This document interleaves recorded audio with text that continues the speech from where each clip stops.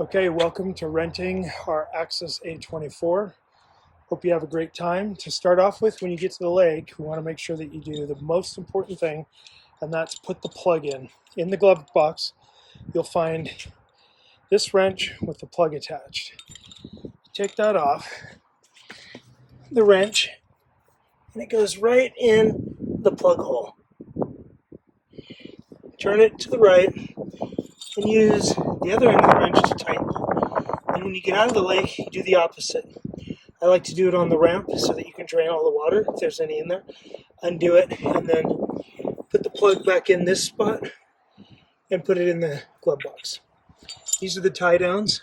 When you get to the ramp, you're going to push this button in. It's going to release the pressure, and then you simply push the button again and it'll pull the tie down in.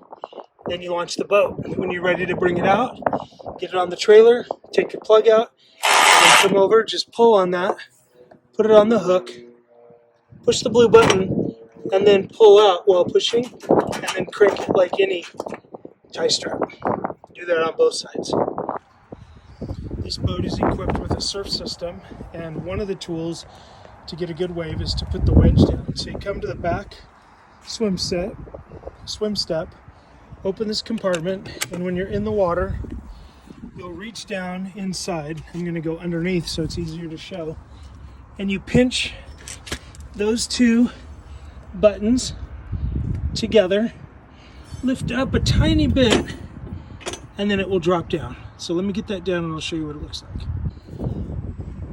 When you drop it down, it's made to not click into anything. And it's designed that way to move with the boat so that it can be pulling down. When you're done surfing, come back through the same hole, lift up, and it'll click into place. Don't worry, when you're reaching in here, you can't reach the propeller. So even if the boat is running, you can't reach it. But I typically put it in neutral at minimum so that the prop is not spinning at all. And the only thing that you'll hear is exhaust. So that's the rear of the boat. Also part of the surf system are these surf gates. There's one on each side of the rear. And depending on which side you're surfing on, one of them will come out and help create the wave. If you're surfing on the left side of the boat, the right surf gate comes out and vice versa. It's opposite of what you might think. But it's pretty easy, and I'll take you up here to show you how to activate the surf gate. You simply pick which side the surfer will be. So if they're on the left side, you click it to that. If they're on the right side, you'll click it there. And then that will tell which gate to go out. Okay, the other part of the surf system is the gate itself.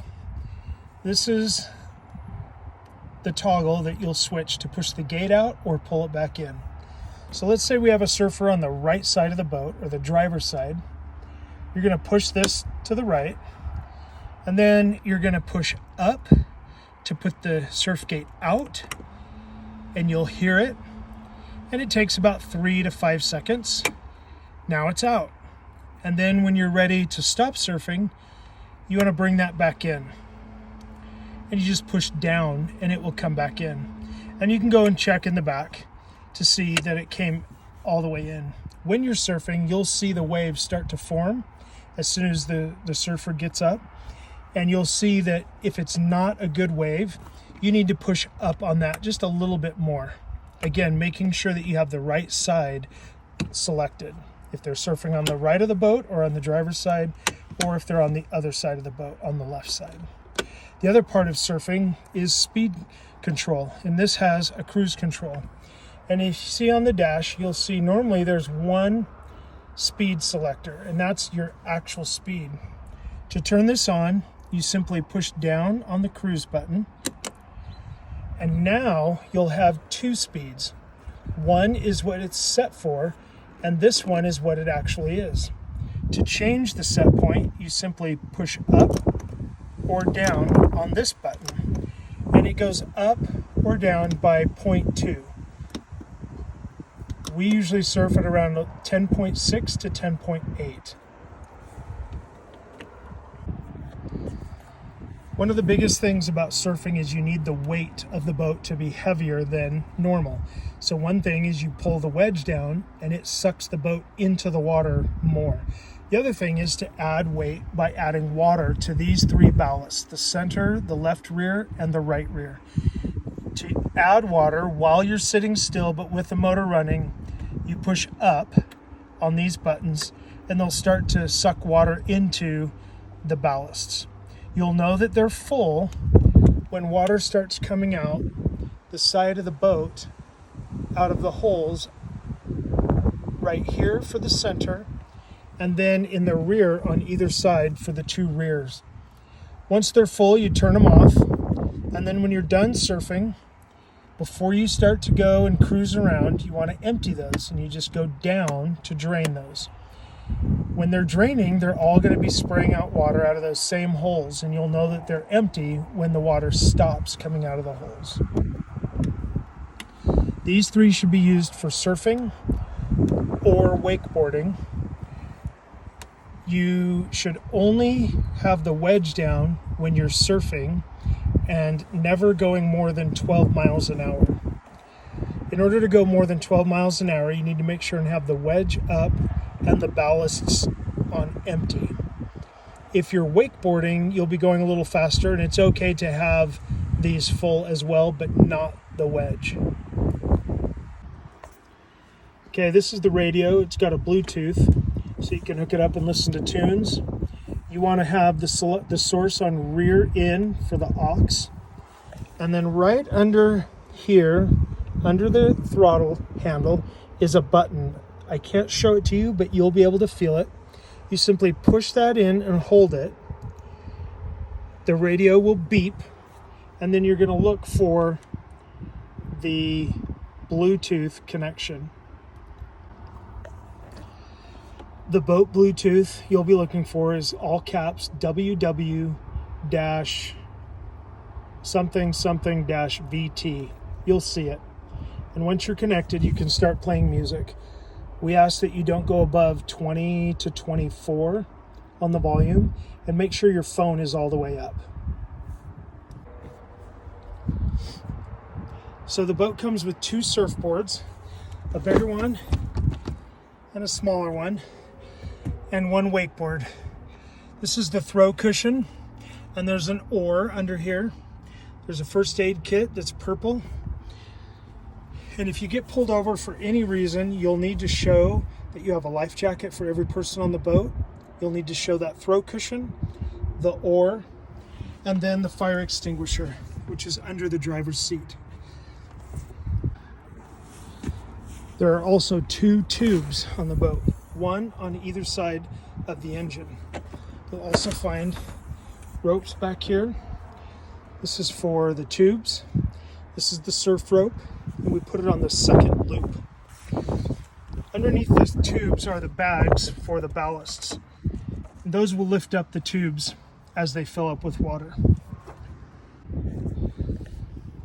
The other thing that might occur is your fuel pump relay might go. I haven't been able to figure out why it trips sometimes, but it's like a fuse and you have to replace it. So you'll come back to the engine compartment, lean over, and on your right side there's a little box. You'll see that there's a fuel pump sign on there. Simply squeeze the sides, lift the top of the box off, and pull out that relay. Hold on to that so that you know which way to put it back in, because there's 2 pins on the top and 3 on the bottom, and they have to go in pin slots 7 and 8. You'll know you'll need a fuel pump relay if you go to turn over the motor and it doesn't start. If that happens, immediately come back here, pull that relay and put a new one in, and it should start immediately on the first crank. Those relays can be found in the glove box in this little plastic box, and there's 3 of them. You can also use these for charging phones, but I don't supply the cords, and you can charge them in the cigarette lighter spots. There are 3 of them, and one in the front on one of these sides. The tubes can be filled by grabbing the air pump that's in the glove box, plugged into the cigarette lighter, and grab the plugs that are found in here also for the 2 different tubes.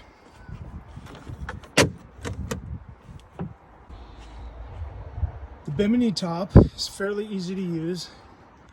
You unzip this cover, take the cover off, grab here and pull it forward and expand the top. Then you'll take one end and you'll see a hole, and you'll put it over the light, and then you'll see 2 corners that you'll put over the corners of the tower. And then right about here above the speakers, there'll be clips that you want to clip. You'll take 2 bars that will be right about here. Take the Velcro off, pull the bar on this side, and you'll connect it into here. And it has a little tab like this with a cable on it. You'll do the same on the other side, and then your bimini top will be tight. Do the opposite to close it up. Put the cover back on like you see here, and then lay it against the tower just like that, and you're done. Under these cushions over here, you'll find ropes for wakeboarding. You'll find a bunch of life jackets. We have small kids to larger kids to adults. Under here, you'll see a cooler. You can put your sodas in and waters. And under this one, you'll find tie-down ropes to tie to a dock, some bumpers. There's a toolbox in there, and then also a couple more life jackets. Up here, you'll see the racks. These are great for putting surfboards on the larger one, and a wakeboard can fit here. You put it on there, you pull down on this tab, push out so that it's hanging over the boat. When you're traveling, I like that they get pulled back in. So pull down on that knob, pull it halfway so that the bugs don't splatter against the sides. This one right here is made for water skis. If you're water skiing, just talk to me, because there's a couple other things that I want to tell you about what bags to fill and what speeds to go. And I think that's it.